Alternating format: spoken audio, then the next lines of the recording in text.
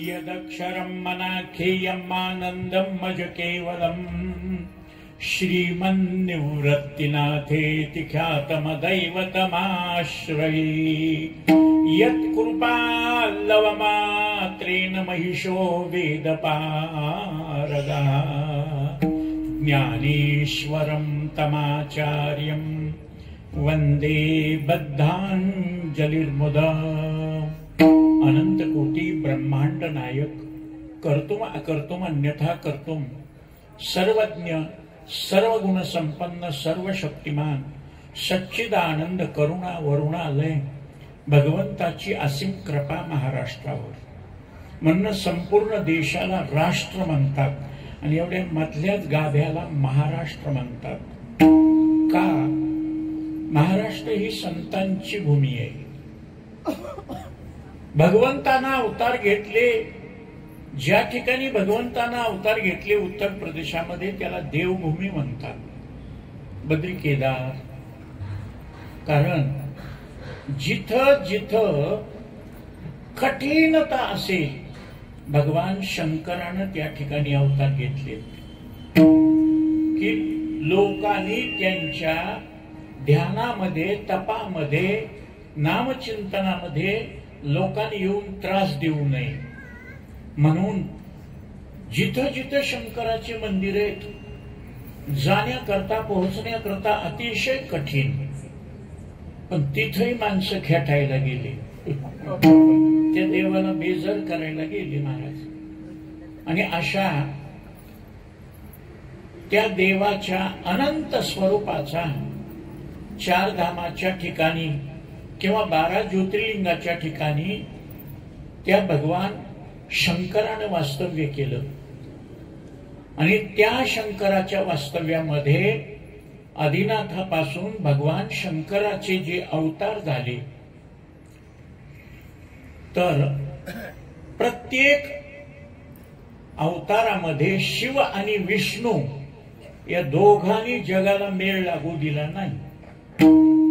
शंकरानं ज्ञान सांगितलं विष्णूला, म्हणून माऊली सांगतात ना आदि गुरु शंकरा लागोनी शिष्य परंपरा आदिनाथ गुरु सकळ सिद्धांचा। मच्छिंद्रतायाचा मुख्य शिष्य मच्छिंद्राने बोध गोरक्षासी केला, गोरक्ष ओळला गहिनी प्रती गहिनी प्रसादे निवृत्ती दातार ज्ञानदेवा सार चोळजविले ज्ञानोपारायपर्यंत ही ब्रह्मविद्या आली। एक विष्णू एक महादेव या दोघांनाच एकमेकाला दिलं। मग आदिनाथापासून निवृत्तीनाथापर्यंत ज्ञान दिलं, पण माऊली हा शब्द ज्ञानोबारायलाच का? माऊलीनं आईसारखं अंतःकरण ठेवलं आणि प्रगट गुह्य बोले जे झाकून होतं ते प्रगट करून दाखवलं आणि सगळ्या जगाला सांगितलं। विश्व ब्रह्मची केली म्हणजे विश्वामध्ये ब्रह्मज्ञान दिलं, त्या परंपरेला नाथ संप्रदाय म्हणतात। दत्त संप्रदाय आला, त्रिगुणात्मक त्रिमूर्ती दत्त हा जाणा, त्या दत्तापर्यंत संप्रदाय पुढे चालत चालत आमच्या एकनाथ महाराजांपर्यंत जनार्दन स्वामी पर्यंत आला। नाथ संप्रदाय दत्त संप्रदाय 2 झाले। राघव चैतन्य केशव चैतन्य सांगितले खून मालिकेची, बाबाजी आपुले सांगितले नाम, मंत्र दिला राम कृष्ण हरी, हे चैतन्य संप्रदाय पर्यंत। आणि जे माऊलीनं भगवद्गीतेमध्ये गूढ तत्वज्ञान सांगितलं ते माऊलीनं मराठी भाषेमध्ये केली से मराठी गीता देवी। गीता मराठीतून केली कळेल अशी, पण तीही ज्ञानेश्वरी कोणाला कळत नाही, इतका अवघड आहे।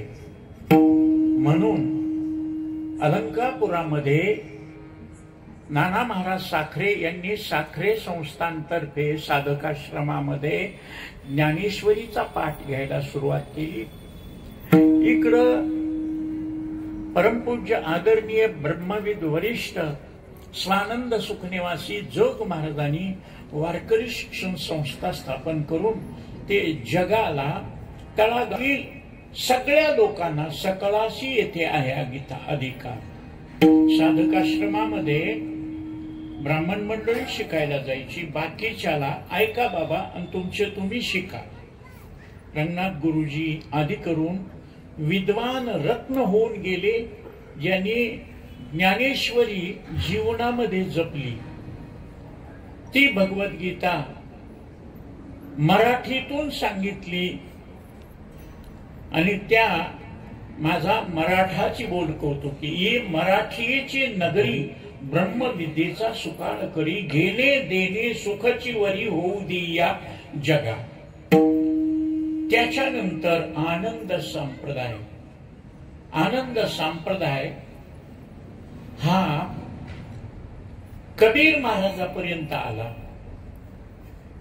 आणि कबीरानं सुद्धा मुसलमान असून सुद्धा त्यांनी जसं श्रीगोंद्याला शेख मोहम्मद साहेब वारी करायचे, गळ्यात माळ घालायचे, गंध लावायचे, पांडुरंगाचं म्हणून घ्यायचे आणि तुकोबारायाच्या कीर्तनात प्रमाण म्हणायचे। माझं नशीबही काय गमतीचं आहे महाराज, या गावात आमच्या सोळसकर महाराजांचा आग्रह होता काही मंडळीचा सत्ता समितीमध्ये, कारण टीव्हीवर बघितलं आणि कार्यक्रम मोबाईलवर बघून त्यांनी विचार केला की उखळीकर नावाचा नमुना आणायचा गावात कीर्तनाला।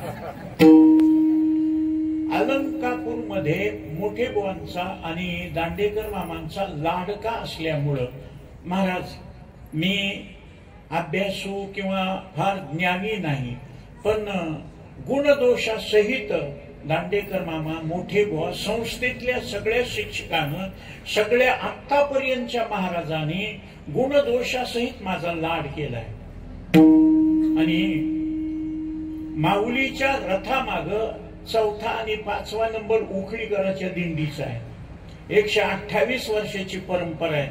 माझे वडीलही संस्थेमध्ये 1930 ते 37 मध्ये लक्ष्मण महाराज इगतपुरीकरांच्या सानिध्यात अभ्यास केलेले, मी दांडेकर मामांच्या। म्हणून माझे वडील म्हणायचे, माझे गुरु धनगर असल्यामुळे आम्ही सेवाच करीत राहिलो आणि तो ब्राह्मणाचा शिष्य असल्यामुळं पैसे गोळा करायची टॅक्ट तुला मिळाली।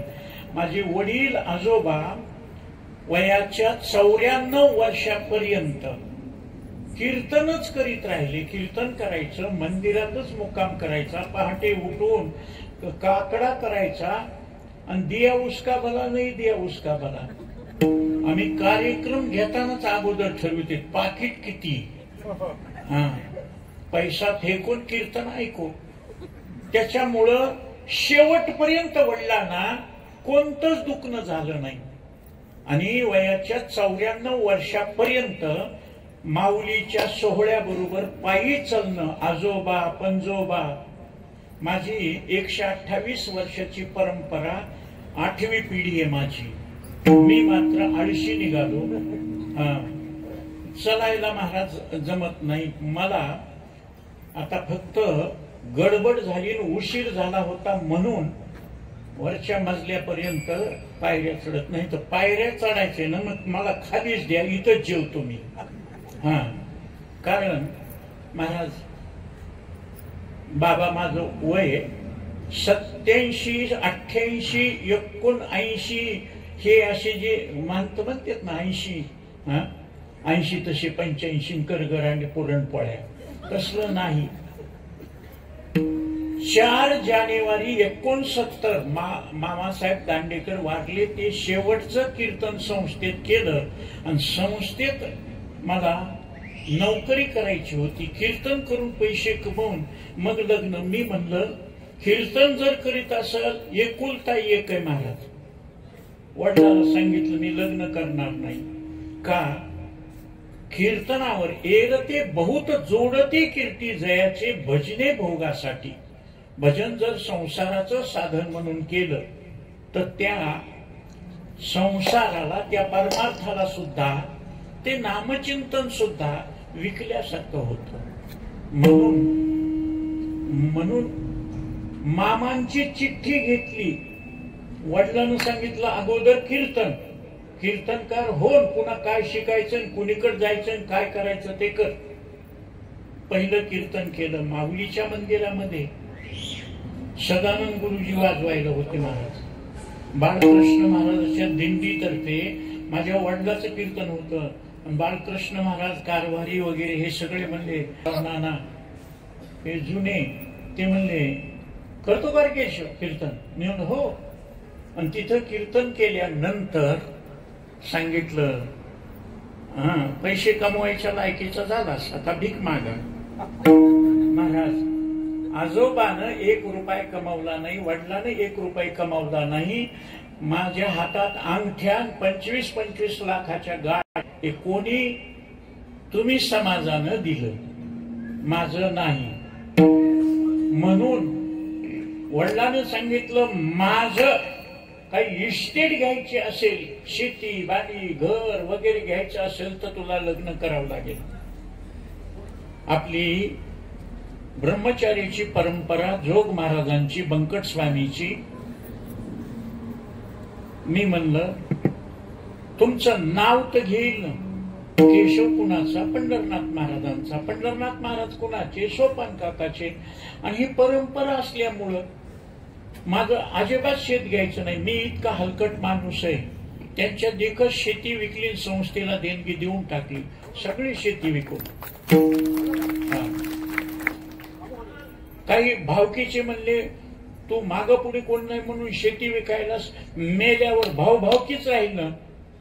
महाराज, त्याच्यापेक्षा विचित्र 78ला तिथून निघाल्यानंतर, विश्वस्त झाल्यानंतर, अध्यक्ष संस्थेचा झाल्यानंतर, बाबा माझं जे काही कमवलेलं आहे, मग पैसा असो, बँक बॅलन्स असो, प्लॉट असो, काही जे पैसे असतील, मृत्यूपत्र संस्थेच्या नावानं केलं. म्हणजे भावकी म्हणली आम्ही खाता मेल्यावर काय? मेल्यावर माणसं रडायलेत किती. लाकडं होते का तूप टाकलं का माणसं भजन करीत नेलं नाही. कहत कबीरा सुन मेरे गुनिया, मर गए पीछे डूब गई दुनिया. आपण मेलं की त्यातले त्यात महाराज गडी हुशार, रडते. चांगला होता, कीर्तन करीत होता, केलं. बाया माणसं हुशार, इथल्या सुद्धा आमच्या परडी काढल्या सुद्धा. काही माणसं म्हणते की इथल्याला नाही. मी आता इथले माणसं ऐकायला मी परडीच्या लोकांना सांगणार आहे का? टेकून बसवितात ना, टेकून मेल्यावर टेकून बसविलं. म्हाताऱ्या बाया आल्या. काय माझं नशीब आहे महाराज, 50 वर्ष झाले कीर्तन करतोय. कुठेही मला चोपदार माझ्यापेक्षा म्हातारी. मी त्यांना धराव का त्यांनी मला धराव? पण खरं सांगू, कीर्तन भजन करून, ऐशाराम करून, कपडे लत्ते दाग दागिने, महाराज गाड्या मोटरा थाट. पण खरं सांगू, वडिलांना 94 वर्षापर्यंत, आजोबाला 95 वर्षापर्यंत कोणताच रोग नव्हता. मी पैसे घ्यायला सुरुवात केली, बीपी, शुगर, अल्सर, अपेंडिस, पित्ताशयामध्ये खडे, मुळव्यात भगेंद्र, महाराज ब्रेन हॅमरिंग, काही सुधरत नव्हतं. हैदराबादला दवाखाना, आणि त्या हैदराबादच्या दवाखान्यात डॉक्टरनं हे पाहिल्यावर त्यांना सांगितलं सेन्सलेस मॅन म्हणले. आता हैदराबादचे सेन्सलेस म्हणल्याबरोबर मी त्याच्याकडे बघितलं. आता कपडे हे असल्यामुळं त्याला वाटलं हे हाय खेड्यातलं कुठलं तरी. आमच्या भाच्यानं सांगितलं नाही, एज्युकेटेड आहे, SP कॉलेजला शिकलेले, पुण्याच्या दांडेकर मामांच्या चिठ्ठीवर शिकलेल्या विद्यार्थ्यांना, माय मावल्यांना सांगतो, मला पुस्तकात बघून सुद्धा 39% मार्क आहेत, सेकंड क्लास सुद्धा नाही. माझ्या वडिलाच्या आजोबाच्या नावामुळं मास्तर सुद्धा म्हणायची बघून दे पण पास होईल. तुझे वडील फार त्रास घेतात, परमार्थ करतात, घे. मी गाईड नवनीत पुस्तकं असून सुद्धा का लिहित नाही? कोणत्या प्रश्नाचं उत्तर कोणत्या धड्यात आहे? आता इतका बेअकली माणूस, पण दांडेकर मामांच्या कृपा प्रसादानं होता तुमची कृपा पशु बोले वेद. म्हणून अजिबात कोणती सेवा केली नाही, फक्त एकच. संस्थेत 1964 मॅट्रिक पास झाल्यानंतर गेलो ते मरेपर्यंत मामासाहेबांचे कपडे धुण्याचं पुण्य मला. आणि दुसरी गोष्ट, मामासाहेब गेल्यानंतर त्यांचे धोत्र आणि शर्टन उपरणे 2.5 वर्ष मी वापरले. हा प्रसाद मला होता. आणि म्हणून आता उद्धरलो गुरु कृपे. आणि त्यांच्याच कृपेनं बंकट स्वामीच्या नंतर संस्थेचं विश्वस्त पद सुद्धा नव्हतं मराठवाड्याकडे. वशिल्यानं मी मोठे बुवाचा लाडका, घुले बुवांचा लाडका असल्यामुळं विश्वस्तही झालो. आणि मोठे बुवा गेल्यानंतर कुरेकर बाबा म्हणले आता भांडणाचं मूळ येईपर्यंत केशव तूच होय अध्यक्ष. मग दैवयोगे पालखी चढे. अभ्यास म्हणून मी अध्यक्ष झालो नाही, भांडणं होते संस्थेमध्ये. संस्थेच्या शिक्षकाचे आणि विश्वस्ताचे भांडणं होते. ते भांडण मिटविण्याकरता धसकट छाप म्हणून मला उभं केलं. मी उभा राहिल्या बरोबर मला भांडणच मिटले. कारण लकडीशिवाय मकडी वटणीवर येत नाही. नाहीतर दांडेकर मामांनी 1964 रौप्य महोत्सव, सुवर्ण महोत्सव, अमृत महोत्सव, शताब्दी 4 उत्सव मी पाहिले. म्हणजे इतके दिवस संस्थेशी संलग्न असल्यामुळं मला मान मिळत गेला. आताही दांडेकर मामा फ्रूटवाल्या धर्मशाळेत द्वादशीचं कीर्तन करीत होते. तिथल्या लोकांनी सांगितलं की संदीपान महाराज विद्यमान अध्यक्ष जरी असले तर कीर्तन केशवनं करावं. आहे का नाही नशीब चांगलं? माणसाचं कर्म चांगलं असावं. सुख कर्मामुळं मिळतं, दुःख कर्मामुळं मिळतं. कर्म सत्कर्म जर असेल तर पुण्य प्राप्ती, पुण्याचं फळ सुख. दुष्कर्म जर असेल तर पाप प्राप्ती आणि त्या पापाचं फळ दुःख. काही लोक म्हणतील महाराज पहिल्यापासून बाप दादा आजोबा सगळे जर परमार्थ करणारे तर तुम्हाला रोग का व्हावा? जिथपर्यंत कीर्तन करून पाकिटाची अपेक्षा करीत नव्हतो. मी अलंकापुरून आल्यावर 72ला पहिलं कीर्तन केलं आमच्या फडावर. तर लोकांनी मिळून मला 2 रुपये दक्षिणा दिली होती. आई वारल्यानंतर एका गावात 5-5 रुपये मिळविले आणि ते 5-5 रुपये 180 रुपये झाल्यावर अंत्यविधी सारला. आणि त्या गावानं सुद्धा त्या 5 रुपयामध्ये कीर्तन करावं लागलं. तुमच्या बापाच्या वेळेस, आईच्या वेळेस आम्ही पट्टी दिली, वर्गणी दिली म्हणून कीर्तन केले महाराज. त्यांचे उपकार. पण ते 5 रुपयावरच कीर्तनामध्ये ताणायलेत म्हणून आज 40 वर्ष झाले त्या गावाला कीर्तन करीत नाही मी.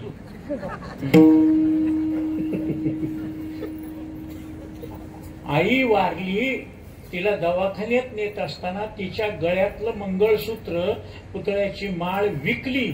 173 रुपये सोनं होतं त्यावेळेस 71-72ला. आता 1,28,000 का 30 काय कमी झालं ना जीएसटी. म्हणून तुम्हाला वाटेल हे अंगठ्या विकत घेतल्यात. ढोक महाराजांच्या भावाची पुण्यतिथी, आईची पुण्यतिथी 2 वेळेस भागवत केले. त्यांनी दिलेल्या 2 अंगठ्या आहेत. आणि काय सांगता येते या यवतच्या मंडळीला काळभैरवनाथाच्या जन्मोत्सवाकरता उखळीकर नावाचा आळंदीच्या संस्थेचे माजी अध्यक्ष विश्वस्त कोणाच्या मनात काय आलं काय सांगता, गड्याचं सोडून द्या. कारण तुकोबारायाच्या 11 वर्षाच्या कारकिर्दीमध्ये तुकोबारायाला 14 टाळकरी मिळाली, मला 14ही नाही. मोजून बघा तुम्ही.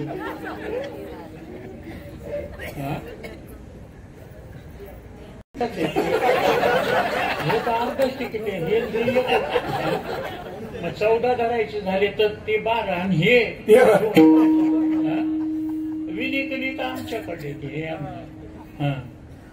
मग लक्षात ठेवा, माय मावल्याच्या म्हणाले महाराजाला माय नाही, बाप नाही, लग्न नाही, एकटे माणसं आहेत, कोणाला महाराज यांच्या मनात आलं. बाया बाया बोलू लागल्या. महाराजाच्या उजव्या हातात 2 अंगठ्या आहेत, डाव्या हातात एकही नाही, डावा नाही. आपण गळ्यातले मणी धापास करून 2 अंगठ्या आपण महाराजाला करून देऊ. मी नाही म्हणील का? बायकांनी तर पदर घेऊन जाते. महाराज सांगू, ऍक्सिडेंट झाले, ऑपरेशन झाले, फक्त तुमच्या आशीर्वादामुळे इथपर्यंत वाचून आलो. इथवर उरले ते हरी तुम्हा समर्पण. कशा करता सांगतो मी, सगळं जग सुखा करता धडपड करतय ना. कोणतंही कर्म करतय म्हणून ते सुखा करता करतय का दुःखा करता? सुखा करता करतय ना. दुःख कोणालाच आवडत नाही, नशिबाचं जात नाही. सुखम सर्वाय रुच्यते, सुख सगळ्याला आवडतं, मिळत नाही. सर्व सुखाचे आशा जन्म गेला, जन्मचे जन्म जातात, पण सुख मिळत नाही. महाराज का मिळत नाही? आपण दुःख होणारं काम करू लागल्यावर सुख कसं मिळेल? आता हे समोर लेकरं आहेत ना, हे सुद्धा उत्तर देतील. का ताई मला सांग, खडी साखर कोणीही कधीही कुठेही खाल्ली तर कशी लागते? शाबास. मी कीर्तन करून पाकिट घेऊन गेल्यावर गावकऱ्याकडून बिस्किट घे, मला घ्यायची सवय. कोणी टाकीत असते ना, विनाकारण काढीत नाही ना. आता बाळा तू सांग, मिरची कोणीही कधीही खाल्ली तर कशी लागते? तिखट. वा शाबास. पुरुष मंडळीला विचारतो, राग येऊ देऊ नका. तुम्ही बर्फाला हात लावला, कसा लागतो? गार. शाबास. बर्फामध्ये शीतलता आहे, मिरचीमध्ये तिखटपणा आहे, खडी साखरेमध्ये गोडी आहे. माय मावल्या पुरुषापेक्षा जास्त असल्यामुळं यांना विचारतो, तुम्ही विस्तव पेटवला, अग्नी पेटवला, चूल पेटवली, गॅस पेटवला, स्टोव पेटवला, शेगडी पेटवली, आणि पुन्हा ताई त्या विस्त्याला हात लावले असते ना. माय मावल्या म्हणत्या, सुलस्कर महाराजांना कुठला नमुना उभा केलाय, अंगाची आग होती त्यानं. आता मला सांगा, दुःख देणारं काम करताल तुम्ही, विस्तव पेटवून विस्तवाला हात लावताल आणि बर्फासारखा गार लागाव अशी तुमची इच्छा आहे. गुणधर्म सोडील का? विस्तव आपला गुणधर्म सोडित नाही, बर्फ आपला गुणधर्म सोडित नाही, खडीसाखर आपला गुणधर्म सोडित नाही, मिरची आपला गुणधर्म सोडित नाही. ऐका, सत्कर्माचं फळ सुख आहे, दुष्कर्माचं फळ पाप आहे, दुःख आहे. महाराज आम्ही तर काहीच नाही, माळ घातली, गण लावला, वाईट खाणं नाही, वाईट पिणं नाही, वाईट वागणं नाही, वाईट बघणं नाही, कोणाला त्रास नाही, या जन्मात नसत. काय शब्द आहेत माझ्या तुकोबारायचे संतांचे. पूर्वजन्मी पाप केले, पूर्वजन्मात केलेलं पाप कधीही करा ते दुःखच देतं, आणि पुण्य कधीही करा ते सुखच देतं. महाराज पाप दुःख देतं हे म्हणल्यावर पाप का करावं? विस्तवाला हात लावल्यावर अंगाची आग होती म्हणल्यावर त्या विस्तवाला हात का लावायचा? हात लावल्यावर आग होणारच. पाप केल्यावर दुःख होणारच. आमच्या मनात नसतंय महाराज, पण होतंय. पाप कोण करायला लावतं? हा प्रश्न तुम्हाला मला आज नाही, 7000 वर्षापूर्वी अर्जुनाला पडला. आणि अर्जुनानं तो प्रश्न भगवान कृष्ण परमात्म्याला विनंती केली. अतकेन प्रयुक्तोयम पापम चरति पुरुषः अनिच्छन्नपि वार्ष्णेय बलादिव नियोजिता. आणि तपी इच्छा नसताना सुद्धा बलात इव जबरदस्ती केल्यासारखं कोण पाप करायला होतं? देवा हे ऐसे कैसे ज्ञानियाची पाप पुण्य कळणाऱ्या माणसाकडून, जनावरांना नाही विचारला प्रश्न, माणसाने विचारला. माणसाला पाप आणि पुण्य कळ. काय माणसं म्हणले आम्हाला काय कळायले, सुकृतन दुष्कृतन पाप आणि पुण्य. महाराज कळत नाही, जनावराला सुद्धा कळतं बरं वाईट. तंबाखूच्या शेतात फिरतं गाढव, तरी ते हिरव्यागार पानाला तोंड लावित नाही. माणसं पंचपक्वान्याचं खाऊन सुद्धा भजन करायला सांगितलं, तोंडात तंबाखू. कळत नाही का? तंबाखू खाणाऱ्याला तंबाखू वाईट आहे कळत नाही वाटते? कळतं. त्याच्या मुलानं खाल्ल्यावर गप बसतं का? अरे आम्हाला सवय लागली, तुम्ही नको तोंडाचं वाटलं कॅन्सर होतं. बिडी वाटणाऱ्याला बिडी वाईट आहे कळत नाही, गांजा वाटणाऱ्याला गांजा वाईट आहे कळत नाही. राग मान नका. बिनमाळकरी मटण खाणाऱ्या माणसाला मटण वाईट आहे कळत नाही. इकडे येत असताना अलंकापूरला जाणारे काही लोक माझी गाठ पडली. म्हणलं साहेब कुठं? ही तर ड्युटीला आहे म्हणली, फौजदारी इथला PS आहे.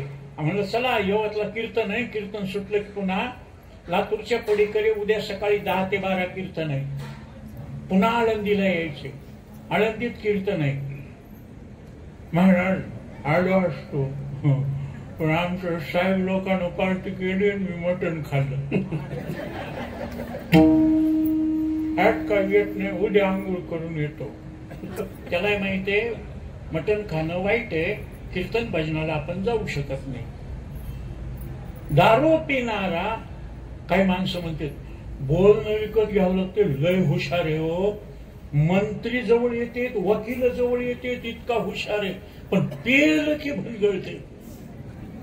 त्या पेणाऱ्याला, नाही पेणाऱ्याचं सोडून द्या, पेणाऱ्याला दारू वाईट आहे का कळत नाही का? ते पेल्यावर सुद्धा म्हणतात महाराज दारूनं तब्येतीचं वाटोळं, इज्जतीचं वाटोळं, पैशाचं वाटोळं, लेकरं बेळाचं वाटोळं. जाऊ दे, जग तोंडावर थुकतंय, पिझकडं म्हणताय. महाराज एक सांगू, ह्या दारून कृष्णाचं खानदान खल्लास केलं. कृष्णाच्या खानदानामध्ये मैरेक नावाची दारू पिली. समुद्रातून निघाली ती वारुणी नावाची दारू. हे ती किक बसत नाही, झेंट बसत नाही, म्हणून त्याने मैरेक दारू पिली आणि आपसापसामध्ये मारामारी करून खल्लास झाले. एवढा कृष्ण परमात्मा बाण लागला पायाला, मरावं लागलं. भागवत ऐकलंय का? ते मला म्हणतात. आता आमची भजने हे जवळचे प्रेमाचे म्हणले. दुसऱ्याला मोठं बोलता, दुसऱ्याला बोलता, टाळी नाही वाजली की बोलता, भजन नाही केलं की बोलता, दारू पेली मटण खाल्लं की बोलता. आता बोला ना त्याला. मी काय बोलणार आहे? मी जे सांगणार आहे तर ते भागवतातलं सांगायला ना. आता मला त्याचं बोलणं खरे पण वागणं खरंय का? दारू पिऊन बोलायला दुसऱ्याला दोष द्या आपल्याकडं, म्हणून आपुली आपण आपलं कर्म आपल्याला भोगावं लागतंय. म्हणून एक जण म्हणला महाराज पुरणपोळी तूप मचूळ खाणं असं झणझणीत आवडतं. मिरची भजे, ठेसा, बाजरीची भाकरी, कांदा लसूण टाकून. आता काही माणसं उगच हे कांदा खाऊ नका, लसूण खाऊ नका, कांदा खाऊन लसूण नाही. एक जण म्हणला काय जेवायचंच नाही म्हणला. 1000 वेळेस सांगितलं कांदा लसूण टाकू नको. काय भाजी काय केली? मटण केले. आता मटण खायची तयारी कांदा लसूण नको म्हणायले. म्हणून आमचे संत महात्मे म्हणते पेरी कडूजिरी मागे अमृत फळे. कडूजिरी पेरल्यावर अमृताची फळे येतील का? तसं तुम्ही कर्म दुःख देणार केल्यावर महाराज ते कोण करायला होतं? कर्म दुष्कर्म वाईट पाप भगवान कृष्ण परमात्मा सांगतात काम एष क्रोध एष रजो गुण समुद्भवा महाशनो महापापमा विद्येन मिह वैरिण्यम. माणसाचे वैरी नाहीत, सर्प विंचू वाघ सिंह हे वैरी नाहीत, आपल्या हृदयात आहेत. आपण या घातकर शत्रू झालो मी दावेदार. आपले वैरी दुःख देणारे बाहेर आहेत का मध्ये? मध्ये ते काम क्रोध. म्हणून एकनाथ महाराजांनं वर्णन केले, संतांनी वर्णन केले. कामाजी कोतवाली आणि नाडिले बहुतासी हरिहराची अमृत घेतो भय नाही प्यासी.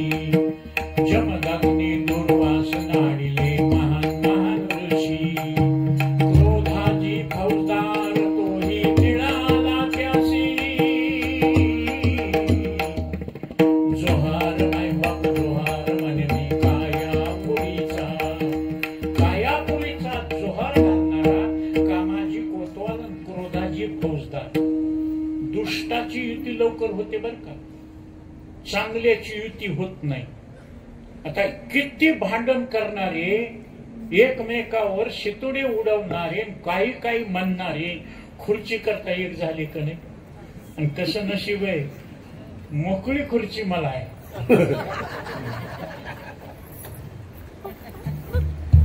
काही माणसं म्हणले अरे त्या केशव तर नशीब चांगलं. हे नशीब कोण लिहित? कोणी लिहिलंय नशीब? आपल्या कर्मानं आमचं नशीब लिहिलंय. आम्ही जे कर्म करतो ते पापात्मक असेल, दुःख भोगावंच लागल. देव असो, संत असो, दुष्ट असो, सज्जन असो, हरिहराची अब्रू घेतो. साधे उदाहरण दिली नाहीत. MA PhD झाला आणि इंटरव्ह्यूला गेल्यावर तिथल्या लोकांनी विचारलं मॅट्रिक पास झाला का? 7वी निघाली का? 4थीला बोर्ड होता का? अरे MA झाल्यावर PhD झाल्यावर तू प्रश्न कोणते विचारायलास? भगवान शंकराला आणि महाविष्णूची अभ्याब्रू केली. संतांच्या क्रोधानं जमदग्नी दुर्वास नाडिले महान महान ऋषी. दुर्वास मुनी भगवंताच्या छातीवर पाय हाणणारा आणि जमदग्नी दत्तात्रेयाचे वडील आणि हे मोठमोठ्याची बेजारी. एखाद्या वेळेस झालं असलं तर महाराज लोक तेच गायतेत आणि तीनदा तीनदा तेच सांगतेत. महाराज यादी काढली. इंद्र पडली भागे चंद्र झाला का, इंद्र पडली भागे चंद्र झाला